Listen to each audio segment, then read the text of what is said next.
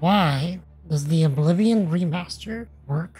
If your immediate thought was nostalgia, you're not wrong, but I think there's more to it. Hear me out. Nostalgia is great and can really pack a punch for us millennials and older generation gamers, but this game was released in 2006, which means that there was an entire generation of people that wasn't even born yet. So while nostalgia is definitely a key factor, I think the bigger factor at play here is the feeling of safety. If you've played any games prior to around 2010, you're well aware of how different game design and philosophy was. Artistic vision, storytelling, and compelling genre-specific gameplay were the pillars successful developers tried to build their games upon. Such games were, for the most part, detached from the world and its strife. They were escape hatches from the hard things in life where we could be safe and regain some semblance of control. For some of us, myself included, they were some of the only moments of safety available at different points in our lives.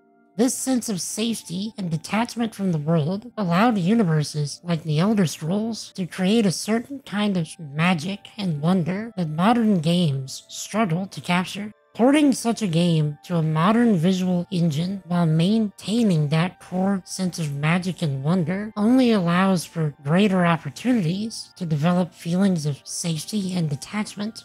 By comparison, modern games largely focus on generalizing gameplay to a point that genre lines become blurred. Their stories and characters are used as platforms to highlight current social and political issues, while at times trying to influence how you think about such issues. Instead of providing an escape hatch from the hard things of life, we are presented with more hard things to consider and grapple with. While I'm well aware that stories can and do provide an excellent means for us to consider certain issues and come to our own conclusions, there definitely needs to be balance. As it stands now, the safety of gaming has been largely removed, which only serves to highlight the safety the Oblivion Remaster offers. This sense of safety also extends to the gameplay itself. While certain rough edges have been smoothed out and minor quality of life features have been added, the core essence and experience of the game is solidly intact, including the jank and hilariously awkward small talk from the original release.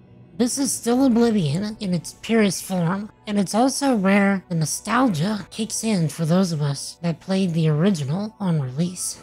Part of why nostalgia is so potent is because it calls us back to times we were fond of, and the thing creating nostalgia within us is simply the vehicle that brings us to those fond times. Often we discuss the good things and people that existed in those times.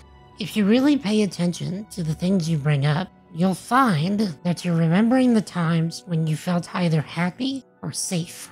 For modern gamers that are willing to accept the experience of Oblivion for what it is, the jank and ambient dialogue create an almost charming comedy throughout the otherwise serious game that really brings your guard down if you let it.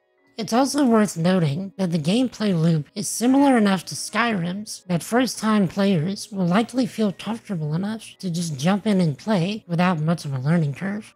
So in all, the Oblivion Remaster works not only because of the nostalgia factor, but also because of the safety it provides in both a social and gameplay sense.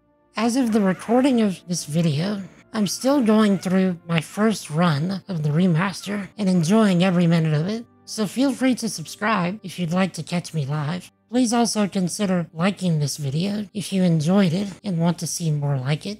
Why does the Oblivion Remaster work for you? Let me know in the comments. Jesus loves you. I love you. Stay awesome.